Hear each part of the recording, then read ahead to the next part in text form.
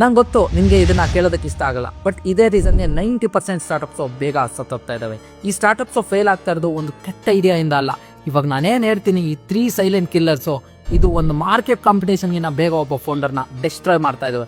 ಅದೇನಂತ ಹೇಳ್ತೀನಿ. ಈ ವಿಡಿಯೋ ಎಲ್ಲಾದ್ರೂ ಕಳೆದೋದಕ್ಕಿಂತ ಮುಂಚೆ ಫಸ್ಟ್ ಸೇವ್ ಮಾಡ್ಕೊಳ್ಳಿ ಅಂಡ್ ಮರೀದೆ ನಮ್ಮ ಪೇಜ್ನ ಹಂಗೆ ಫಾಲೋ ಮಾಡ್ಕೊಳ್ಳಿ. ಪಾಯಿಂಟ್ ನಂಬರ್ 1, ಫೌಂಡರ್ಸು ಜಾಸ್ತಿ ಪ್ರಾಡಕ್ಟ್ ಮೇಲೆ ಮಾತ್ರ ಫೋಕಸ್ ಮಾಡ್ತಾರೆ ಅಂಡ್ ಕ್ಯಾಶ್ ಫ್ಲೋನ ಮರ್ತೇ ಬಿಡ್ತಾರೆ. ನಿಮ್ಮ ಹತ್ರ ಒಂದು ಒಳ್ಳೆ ಪ್ರಾಡಕ್ಟ್ ಇದೆ ಅಂದರೆ ಕಸ್ಟಮರ್ಸ್ ಬಂದೇ ಬರ್ತಾರೆ ಅನ್ಕೊಂತೀರಾ, but no. If you don't manage expenses like rent, salaries and marketing in first 3 months ಅಂದರೆ cash will dry up before profits even start. Point number 2, ego kills collaboration.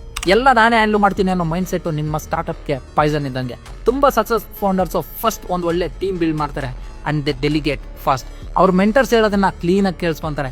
ತಿಳ್ಕೊಳ್ಳಿ, ಫೇಲ್ ಯು ಸ್ಟೈ to be one man army till they crash. Point number 3, no validation, only assumption. ತುಂಬ ಜನ ಫೌಂಡರ್ಸು ಮಾರ್ಕೆಟ್ಗೆ ಹೆಂಗೆ ಬೇಕೋ ಅದನ್ನ ಬಿಟ್ಟು ಅವ್ರಿಗೆ ಹೆಂಗೆ ಬೇಕೋ ಹಂಗೆ ಒಂದು ಪ್ರಾಡಕ್ಟ್ನ ಡಿಸೈನ್ ಮಾಡ್ಕೊತಾರೆ.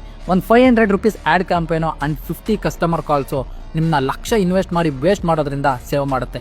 ಅಂಡ್ ತುಂಬ ಜನ ಇದನ್ನ ಸ್ಕಿಪ್ ಮಾಡ್ತಾರೆ. ಸ್ಟಾರ್ಟಪ್ಸು ಬೇಗ ಸೋಲುತ್ತೆ. ಯಾಕೆ ಗೊತ್ತಾ?